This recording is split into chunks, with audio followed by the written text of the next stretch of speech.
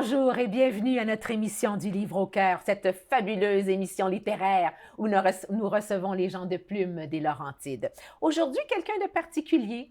Oui, c'est un homme de plume, mais c'est un homme de conviction et d'engagement. Nous recevons aujourd'hui le député de Mille-Îles, Luc Désilet.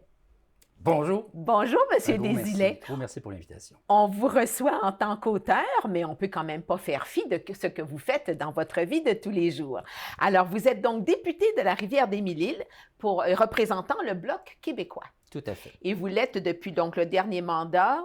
2 mandats. C'est mon deuxième mandat. C'est le deuxième mandat. Effectivement. D'entrée de jeu, avant de parler de vos livres, qu'est-ce que vous allez, qu'est-ce qui vous plaît à être député? Qu'est-ce que vous allez chercher? Quel est votre engagement politique? Il faut savoir, avant, j'étais directeur d'école, j'ai été criminologue et psychoéducateur. Alors, j'ai toujours été dans le domaine de la relation d'aide.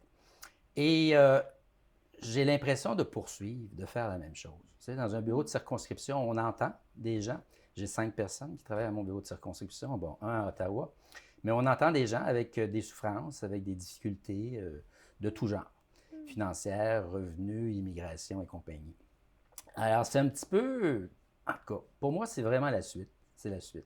Donc, c'est d'aider, de soutenir les gens qui vivent dans votre circonscription, finalement, dans on appelle ça comme ça, la circonscription. Tout à fait. Et justement, vous avez été directeur d'école, criminologue et criminologue. Un plus que l'autre. Pourquoi vous avez étudié en criminologie et que vous n'avez pas poursuivi là-dedans? Qu'est-ce qui vous attirait là-dedans et pourquoi vous en êtes sorti? Et directeur d'école, donc évidemment psychoéducation, etc. Mais la différence entre la criminologie et l'éducation, je serais curieuse de savoir. Regardez, j'ai un parcours particulier, dans le sens suivant, j'étais bon à l'école, c'était relativement facile et j'aimais apprendre. Alors, si on va au-delà de tout ça, moi j'ai commencé des études de médecine. À l'étranger. Mon père est allé en Afrique, au Sénégal. Je me suis inscrit, j'ai fait une première année. Je suis très bien déroulé, mais c'est pas ça que je voulais faire. Je suis revenu, j'ai fait un certificat en études cinématographiques. Par la suite, j'ai fait un... Je me suis dit, il faut que je me prenne un peu en main. Bon, okay. Pourquoi c'était pas sérieux, les études cinématographiques? C'était très sérieux, mais je voyais difficilement les chemins, C'est pas un chemin facile, ce que je voulais en faire. effet. Je ne savais pas nécessairement ce que je souhaitais faire, mais j'ai adoré, j'adore Et l'aspect vous aviez visuel. L'influence de votre papa, j'imagine, et la voilà. caméra, l'objectif. Votre papa, Antoine Désilet, évidemment, un pionnier dans la photographie de presse ici au Québec. Alors, si on poursuit juste criminologie, j'ai fait mes études en criminologie, un bac en criminologie, et je suis allé travailler dans des centres d'accueil pour jeunes filles pendant plusieurs années, pendant 6 ans, je crois. Donc, victime de crimes, finalement. Pas nécessairement de crimes. C'était un centre d'accueil de bout de ligne qu'on appelait pour des jeunes filles qui se devaient d'être dans un milieu très sécuritaire. De crimes, oui, mais ce n'était pas la majorité. C'était souvent des cas de protection. Alors, ça a été ça pendant un certain temps. Je suis rentré en milieu scolaire comme éducateur spécialisé. J'ai pris goût, je suis allé faire une maîtrise en psychoéducation. Et on m'a offert de faire un remplacement de directeur d'école, sans avoir mon permis d'enseignement. Alors, j'ai fait le remplacement, j'ai pris goût et je suis allé faire rapidement un bac en enseignement. Ah bon. Ce qui m'a donné accès au poste de directeur d'école. Et j'ai été directeur d'école pendant 21 ans, si je ne me trompe pas. Qu'est-ce qui vous plaisait d'être directeur d'école? Donc, vous travaillez avec les jeunes. École secondaire? Au secondaire, principalement. Donc, qu'est-ce qui vous plaît chez cette tranche de la population? Ah, bon Dieu, ben, ce sont des adolescents. Moi, j'adore les enfants, j'adore les jeunes en partant. Alors, d'être, encore une fois, en soutien. On a une image du directeur d'école qui est celui qui fait uniquement la discipline. Et bon Dieu, il s'envie des choses au quotidien dans une école. Là. Sûrement. De la relation d'aide, oui, la relation d'aide avec des enseignants, mais... toute une mise en place aussi d'accord, d'aide, d'éducation, d'entraide, d'être au courant de tout, les problèmes, d'avoir à... C'est une petite PME pour moi. Oui, hein? Parce que tu gères des ressources humaines, tu gères des ressources financières, des ressources matérielles. C'est un sacré beau bagage que tu reçois pour la suite des choses, peu importe ce que tu en fais par après. Alors moi, ça a été ça. Directeur d'école, j'ai adoré. Puis je vous dirais, moi, je suis encore directeur d'école tatoué sur le cœur. Puis les dernières années, ça a été tellement extraordinaire avec des enfants du primaire. Ils voient le directeur d'école un peu différent de quand tu es au secondaire. Mais de voir les enfants du préscolaire, puis de la première année, voir le directeur qui est un dieu, je ne sais pas trop Oui, pour eux oui. autres. Ils te courent après. Monsieur le ils directeur. Oui, ils sortent des rangs. Tu sais, pour venir te prendre la jambe, te coller, te faire un câlin. C'est des Oui. moments extraordinaires. Ah oui. Qu'est-ce qui anime ou ça anime quoi en vous, ce rôle en psychoéducation, en directeur d'école? Vous faites ressortir quelle force en vous? Le désir d'aider. Le désir Toujours l'aider, d'aider, le désir d'entraide, hein? d'aider, de Oui. soutenir, d'entraider. Oui. C'était ça. J'ai travaillé beaucoup dans, pas travaillé, mais j'étais administrateur sur des conseils d'administration d'organismes communautaires, sur une dizaine peut-être. Ça a tout le temps été ça un peu, des organismes Oui. communautaires axés Oui, sur... parce que les organismes communautaires font partie également de votre vie. Donc, ça, c'est du Ouais. parallèle. C'est tout en parallèle de fonctions. Évidemment, c'est souvent du bénévolat dans C'est les du organismes, bénévolat. mais où on donne, encore une fois, nos forces premières. Où on donne, mais il y a aussi des liens avec les écoles. Les organismes communautaires pour lesquels je travaillais, où j'ai démarré, étaient pertinents pour les écoles où je travaillais aussi, et vice-versa. Là. Mhm, Ouais. mhm. Donc, tout ça, tout ce bagage-là dans votre sac à dos, qu'est-ce qui vous a dit, tiens, aujourd'hui, j'écris? Ah! Comment c'est venu? Moi, il y avait deux choses dans ma jeunesse ou au début vingtaine qui m'intriguaient beaucoup.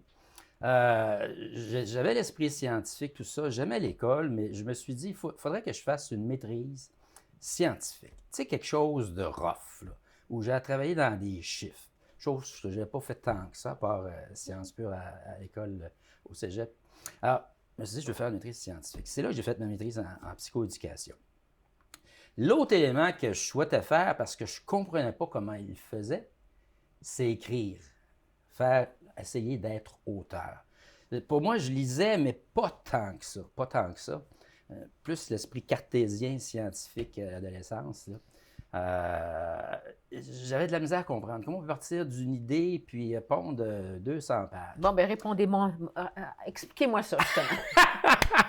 Je suis rendue là, moi. Je reçois plein d'auteurs, j'entends tout ça, etc. Je dis, Ben, OK, comment moi, je vais commencer? Alors moi, ce deuxième but-là dans la vie, là, bon, comment je l'ai réalisé? J'ai fait une nouvelle, j'ai écrit une petite nouvelle qui avait une quinzaine de pages. Puis, vous savez, les auteurs, on est tous, je pense qu'on a tous un côté timide. Puis on fait ça un peu en cachette, de peur que ça Il y a plaise toujours une pas, petite de gêne, peur- hein? Ah oui. Toujours une petite gêne. Est-ce qu'on est à la hauteur? Et voilà. Est-ce Comment ça va être reçu? Est-ce que je vais être Oui, jugé? Est-ce que oui, bon, oui. Est-ce que je vais m'exprimer dans un français correct? Oui, Bon, etc. surtout. Alors, j'ai fait une petite nouvelle, puis je la lisais après coup, puis je trouvais ça bon. Puis là, j'ai foncé vers quelques enseignants de français de mon école secondaire à l'époque. J'ai dit, honnêtement, là, regarde-moi ça, puis dis-moi ce que tu en penses. Puis les résultats étaient pas pires. Alors, j'ai pris cette nouvelle-là, puis j'en ai fait Vous aviez dit que c'était de vous que c'était un de vos élèves? Non, j'ai dit que c'était de moi. Non. J'ai dit que Au cas où? la misère à mentir quand même, des affaires comme ça. Alors, j'ai fait un premier petit roman que je n'ai jamais publié. C'est encore sur une tablette. Je ferai peut-être quelque chose un jour. Mais ça m'a donné l'assurance. Petit roman, 125 pages peut-être. Ça m'a donné l'assurance. Puis c'est là que j'ai appris. On apprend en écrivant, on n'apprend pas dans des livres comment écrire trop. Mais là, c'est là que j'ai appris comment structurer mes machins, comment faire défiler mes idées, puis tout l'esprit du punch occasionnel, puis tout ça. Puis de là, Alors là, vous avez écrit 4 romans, justement. Alors, ils se lisent en ordre ou en désordre. Alors, il y a Maëva, Laurent, Didier et Raphaël. Donc, on parle d'amitié, on parle d'amour, on parle de solidarité. Qu'est-ce que... D'abord, j'ai beaucoup apprécié. J'apprécie beaucoup votre écriture, je dois vous m'en confesser. J'ai beaucoup apprécié Maëva, j'ai lu Laurent, je suis en train de lire Didier. Il y a d'autres livres, on y reviendra. Mais dans les romans, ce sont bien les sujets que vous traitez. Enfin, jusqu'à maintenant, c'est bien ça, une amitié solide, assez inconditionnelle entre des amis et tout ça. Quelle est la part de vérité dans vos romans? C'est ça, combien de fois je me suis fait demander par rapport à Maëva. Si vous étiez Antoine. Si j'étais Antoine, exactement. Si elle a existé. Si elle a existé. Alors, quelle est la part de vérité? Exactement. dans tout Il y a ça? même quelqu'un au Salon du Livre qui lui me souhaitait ses sincères condoléances. Oui, oui. Ben, c'est sûr, mais la façon que vous écrivez, on embarque dedans, puis on se dit, ouais, OK, est-ce que c'est vrai tout ça? Il faut quand même... Regardez, c'est sûr que je nais d'un matin, je ne connais pas la vie, je ne suis pas capable de parler d'auto, je ne suis pas capable de parler de rien. Alors, les apprentissages qu'on fait, je pense, dans la vie sont là, demeurent en background et ça nous alimente. C'est clair, clair, clair. Le bout, toujours un peu plus délicat, c'est au niveau de l'histoire, puis c'est au niveau des personnages. Bon, je parle beaucoup de vin, je suis un maniaque des Oui, vins. d'ailleurs, oui, vous semblez être un œnologue. Alors ça, c'est... ouais, non, pas tant que ça, mais... Vous faites des bonnes remarques. J'ai pris note. J'ai pris note, quelques bons vins. Que je me dis, ah, tiens, oui. Un plus âge, je ne me suis pas payé souvent, je vous jure. Mais vous êtes vraiment un épicurien, de toute façon. On le voit avec vos amis. Hein? Je ne sais pas si les amis existent vraiment, mais je ne pense pas qu'on puisse parler de tout ça dans l'invention, là. Mais on voit là, que c'est vraiment le plaisir d'aller, bon, vous aimez aller, le personnage aime aller, vous rejoignez au Saguenay, vous faites du kayak, une bonne bouteille, une bonne bouffe, on est solidaire, etc. Donc, tout ça est très actuel, très vivant, très vrai, très, très plausible. Alors, donc, il y a de vous un peu quand même dans tout ça. Il y a de moi un petit peu dans tout ça, c'est clair, clair, clair. Mais, vous savez, moi, je n'irais pas jusqu'à dire Laurent, c'est mon ami Jean-Pierre. Par respect pour Jean-Pierre. Et voilà, et voilà. Alors, mais il y a tout le temps des brins de vérité, des incidents qui sont véridiques. Mais est-ce que ce n'est pas justement de cette façon, en s'inspirant de faits véridiques ou en allant chercher à l'intérieur de notre parcours certains éléments, certains événements, est-ce que ce n'est pas là que justement on est les plus attirants dans la lecture? La lecture qu'on offre est plus attirante, plus vivante, plus vraie. On s'y... Hein, parce que c'est important d'aller se joindre aux personnages, s'y vous le dites parfaitement. Comment... Oui. Bon, il y a une histoire triste dans Maëva, là, même si le roman n'est pas triste dans son ensemble, je pense. Là. Dans Laurent aussi, d'ailleurs, il y a toujours un petit... Ouais, il y a un petit drame quand même. Il y a quelque chose avec le deuil. Didier, il y a quelque chose aussi qui s'en vient. Mais bon. Il y a quelque chose avec le deuil, c'est clair, qui revient. Mais ça revient parce que j'ai vécu des deuils. Si je n'avais pas vécu de deuil, je ne pourrais pas en parler ou j'en parlerais, puis ça ne serait pas plausible ou réaliste trop. Alors, c'est sûr qu'il y a des brins de nos vies qui se retrouvent là-dedans. Donc, je n'ai pas réussi à vous faire dire quelle est la part de vérité, mais bon, ça va me contenter, disons. Prochaine émission. Vous êtes le fils du célèbre photographe Antoine Désilets, qui était vraiment un pionnier dans la photographie de presse au Québec. Et vous avez voulu, votre papa est décédé, et vous avez, je ne sais pas si ça s'est fait avant, pendant, après, d'accord. Vous lui offrez en fait un très bel hommage par ce livre qui nous montre, d'ailleurs j'ai retrouvé des photos, j'ai dit mon Dieu, mais c'est pas possible, c'était M. Désilets lui-même. Alors je vais vous montrer par exemple, je ne sais pas, j'ouvre à tout hasard, il y en a vraiment des très particulières. Donc parlez-nous donc du livre, qu'est-ce que vous allez voulu faire avec ça? Bon, il faut savoir, mon père, c'est mon idole. Mon père, s'il y a un de mes personnages qui s'appelle Antoine, c'est très certainement grâce à lui, mais c'est pas sa vie. C'est mon idole depuis toujours. J'avais 12 ans, je me suis acheté un premier appareil photo 35 mm. On parlait tantôt d'Olympia. Moi, c'était un Nicormat à l'époque. Premier appareil à 12 ans, j'ai tous mes économies là-dedans. Je voulais devenir photographe. C'était clair. D'ailleurs, j'ai fait à 19 ans un stage d'1 an avec un photographe très réputé à Montréal. Puis, à un moment donné, j'ai dit non, parce que il n'y aurait jamais eu deux Désilets, là, c'est clair. Puis, j'arrivais sur une séance de photos, puis t'es le fils Antoine Désilets, la barre était tout le temps élevée. Bref, j'ai mis ça de côté, sans regret, etc. Mais mon père a toujours été mon idole. D'ailleurs, ça fait 30 ans que je gère ces choses, dans le sens patrimoine, exposition, droit d'auteur. Oui, parce qu'il y a quand même une œuvre derrière lui. Là. Il y a du matériel en débite. Mon père, ça fait des années, je lui dis, parce qu'il a fait 12 livres sur la photographie, mais toujours des ouvrages techniques. Sauf un qui était un livre humoristique, c'était Les Insolences d'Antoine. Juste des photos avec un petit texte d'un de ses amis journalistes. C'était Des photos humoristique, pas à peu à près. crever de rire, j'imagine. Tout à fait. Mais à part de ça, c'était des ouvrages techniques sur la photographie. Apprenez la photographie, la technique de la photographie, je développe mes photos. Bon, des choses genre. Là, j'ai dit, quand est-ce que tu vas faire un ouvrage sur ton œuvre? Et il n'a jamais voulu. Il n'a jamais voulu. Puis c'est avec ça, à chaque fois que je lui demandais, parce que j'ai insisté pendant quelques années, là, Luc, tu feras ça quand je serai mort. Bon. Mais moi, il n'était pas question d'entendre qu'il meurt, je vais le faire, je voulais qu'il le voie. Alors, je l'ai fait, ça fait quoi, 7, 8, 9 ans à peu près. Mon père a décidé, ça fait 3, ça va faire 3 ans. Alors, je l'ai fait de son vivant, en essayant de... Et c'est ça qui a été le plus difficile. C'est une œuvre gigantesque que l'œuvre de mon père. Et il faut comprendre qu'il bon, est mort à 92 ans, puis jusqu'à son dernier souffle, là, il prenait des photos. Ben oui. Il est mort avec un appareil photo dans le cou. Ben Il a voulu se faire inciner avec son appareil photo dans le cou. Ben oui. C'était intense. Là. Ben oui. Alors, il y a du matériel, pas à peu près. L'avez-vous fait avec lui? Non. Ou... Ah, d'accord. Vous avez Non. fait ça à votre façon et vous lui avez présenté. Tout à fait. Et qu'est-ce qu'il en a dit? Ah, il était content. Il ne voulait pas s'en mêler parce qu'il dit là, je le sais, là, ça va être des entrevues, puis je ne veux plus rien savoir de ça. Oui, Je suis rendu ailleurs, puis c'était bien. Il ne voulait pas vivre le côté promotionnel. Absolument pas, il ne voulait pas toucher à ça. Non, Mais non. il s'est quand même fait avoir avec 2-3 entrevues, des journalistes pour lesquels il avait beaucoup, beaucoup de respect. Là. Alors bref, le livre, je l'ai fait comme je le voulais. Mais l'aspect le plus difficile là-dedans, ça a été, quand je vous dis, une œuvre gigantesque. Ça aurait pu être juste un livre de photos, là, tu sais, puis bon, tu passes d'une photo à l'autre. Moi, je souhaitais, à quelque part, cataloguer, j'aime pas l'expression, là, mais mettre des thèmes. Puis à un moment donné, c'est venu bien simplement. Mon père, il a eu comme 4 vies en photographie. Alors, ce sont ces 4 vies. C'est-à-dire? Qu'est-ce que vous Ben, voulez ça a dire? été- 4 thèmes, 4 étapes de sa Mon vie père a fait dans des son style photo? Exactement. D'accord. Bon, vous les avez au tout début, les 4 chapitres, les 4 thèmes. Mon père, c'était un gars qui a expérimenté beaucoup en photographie, en faisant...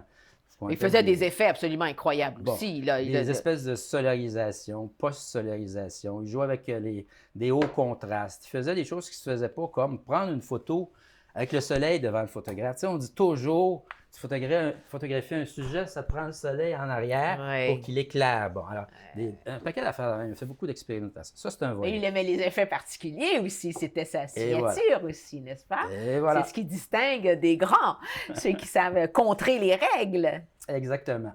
Il y a eu ce volet-là, expérimentateur, j'appelle là-dedans. Il y a eu un côté humoristique très, très grand. Je vous avais parlé tantôt oui, avec un oui. livre qu'il a fait. Oui. Puis il y a eu aussi la chance de faire, de traverser une époque où politiquement c'était fébrile, c'était hyper intéressant, c'était hyper nourrissant. On parle de toutes les années 60. Très photographiable. Et voilà, et voilà, et voilà. Il a dû s'éclater, c'est sûr. C'est clair. Alors, c'est ça, j'ai essayé de ramasser ça comme ça, un livre en noir et blanc, évidemment. Là. C'est magnifique, de toute façon. Bravo, c'est une belle reconnaissance de Merci. l'œuvre de votre père, même si elle est bien, bien minime par rapport à la totale, j'imagine, mais Ouais. quand même. Y aura-t-il une suite? Y aura-t-il autre chose? Intéressant. Je souhaite faire autre chose. Oui, Parce que, bon, vous me dites ça, mon père, ça fait 3 ans, ma mère, il y a 2 ans. Et là, je suis dans la succession de ma mère et mon père, évidemment, de tout à ma mère. Les archives de mon père sont à la BANQ, mais j'ai quand même des boîtes et des boîtes et des boîtes de photos. Et depuis 2-3 mois, je suis là-dedans à revoir et à Wow. identifier les photos pour pouvoir éventuellement céder le restant à une autre banque d'archives. Alors, je revois des affaires, puis je me dis, l'angle serait différent, c'est certain, là, mais... Absolument, c'est matériel, là. fascinant d'ailleurs. Et puis il y a quelques photos aussi là-dedans où il vous faisait prendre la pause pour des sujets très particuliers. Il y en a 2, 3 là-dedans qui sont très, très amusantes. D'ailleurs, une qui a été une carte de l'ONF, et c'est de l'ONF, pardon, de l'UNICEF. UNICEF. Et que d'ailleurs, quand je l'ai vu, j'ai dit ah, c'était une carte de Monsieur Desilets. Moi, je m'en suis servi dernièrement. J'ai oui. offert la même carte à mes 3 petits-enfants pour un événement, probablement, peut-être pas du genre Noël, mais enfin un événement où que je voulais leur souligner l'importance de toujours viser vers le soleil. Oh, Où est-ce ben, qu'elle est? Eh, là, voilà. Être visé Et vers voilà. le soleil, foncer haut. Vous la connaissez, cette photo. Ben, c'est Monsieur Desilets. C'est un don qu'il a fait Oui, à c'est l'UNICEF. magnifique. Et c'est vous, c'est les enfants. Oui. Oui, Mon absolument. jeune frère. Est-ce que je montre la puis- dernière? J'ai pas de problème avec ça. La petite dernière aussi qui était très drôle. Bon, ben faites-ci, les garçons, là. J'ai besoin de ça comme ça. Et puis, Ouais. voilà. Alors, le grand, ce sont mes fesses. Voilà. Je vous présente M. Desilets. Donc, c'était très amusant. Il se servait également de modèles de ses enfants pour leur faire faire des idées que lui, il avait envie de réaliser. Et c'était un grand artiste, un grand compositeur d'images. Oui, puis vous voyez, le fait de nous utiliser, ça va dans le sens que je vous disais un peu tantôt. Mon père, bon, jusqu'à sa mort, il prenait des photos, mais c'était du 24 heures par jour pratiquement. Ben oui. Là. Ah oui. On lui a dit à un moment donné, lors d'une entrevue, c'est impossible, vous dormez avec votre appareil photo. Oui. Bon. Mais il avait tout le temps son appareil photo en dessous de son siège auto. Puis c'est ça. C'était sa passion. Et le temps passe, le temps file. Expo. Ouais. Que j'ai aimé ce livre, évidemment. Et j'en ai encore un petit signet dedans, là, des choses que je lis. Mais quel beau livre de souvenirs d'une époque absolument fabuleuse. Ouais. Ça, c'est de vous aussi. Et c'était pour le 50e anniversaire de l'Expo, donc en 2017. Oui. Est-ce que c'est une commande ou c'est un désir du cœur? Je souhaitais faire quelque chose. Puis, ce que j'ai présenté à mon éditeur, c'était le même éditeur pour les 4 romans. Là, il y a le livre de mon père, Guy Saint-Jean. Exactement. Ce que je lui présentais, il me disait c'est intéressant, mais bon. Puis à un moment donné, on est allés dîner ensemble. Un long dîner de 2 heures, je me souviendrai toujours, l'endroit, tout ça. C'était. Et là, ça a été du brainstorming. Puis bon. Parce que là, c'est sûr qu'il allait en avoir, là. 50e anniversaire, là, il fallait se démarquer quelque part. Quoi? Là. Nous autres, on s'attendait, on voulait être les premiers sur le marché du livre, évidemment, mais on s'attendait à ce qu'il y ait un paquet d'ouvrages. Et ça n'a pas été le cas avec Expo 67. Voyons donc. On en a parlé beaucoup. Il y a eu un paquet de machins, radio, télé, entrevues. Mais des livres comme tels, ça se compte sur les doigts d'une main. Ah, mais c'est tellement fabuleux. Il y a tellement... on arrive avec... Oui. Voyons comment... Olivier Guimond. Mais ça a tout un lien, évidemment, avec l'Expo. Le concept, c'est grâce à Jean Paré, l'éditeur, et moi, là, on a fait... L'idée, c'était de sortir des anecdotes, sortir des éléments cocasses, particuliers, moins drôles. Oui, parce que c'est 50 ans, 50 souvenirs marquants et autres secrets bien gardés. Alors, avec les photographies inédites, évidemment, d'Antoine Desilets. Ouais. Donc, encore une fois, vous le mettez en avant, vous mettez son œuvre de l'avant, mais c'était donc, c'est comme ça que vous êtes démarqué, en fait, en sortant des petits secrets, des petites choses particulières. Ça a été un très, très gros vendeur. Magnifique. Très gros vendeur. C'est une belle fierté, ça. Oui, une belle fierté. Hein. Quelle serait votre prochaine fierté, Luc? Oh! Combien de temps on a? Oh, on a quelques minutes encore. Regardez, je vous ai apporté quelque chose. D'accord. Il y a un homme qui s'appelle Jean Désy, qui est un poète extraordinaire. Il a publié 48 livres ou livrets de poésie, et avec qui je communiquais depuis quelques années sur Facebook. Dans le sens où je passais des commentaires sur ses poèmes, il passait des commentaires sur mes photos, parce que ma page personnelle elle est bourrée de photos de moi et tout ça. Puis à un moment donné, je lui ai lancé à la blague, qu'est-ce que tu dirais si on essayait de faire quelque chose? Alors, il m'envoie une série de poèmes et je fais des mix, poèmes, photos. Le prochain, ça va ressembler à ça. Là, l'éditeur, nous l'avons depuis une semaine. La parution, c'est au mois d'août. Mais ce n'est pas nécessairement le format, peut-être pas la page couverture. Torrent d'âme pour la terre, poème Jean Désy, photographie Luc Desilets. Ouais. Wow!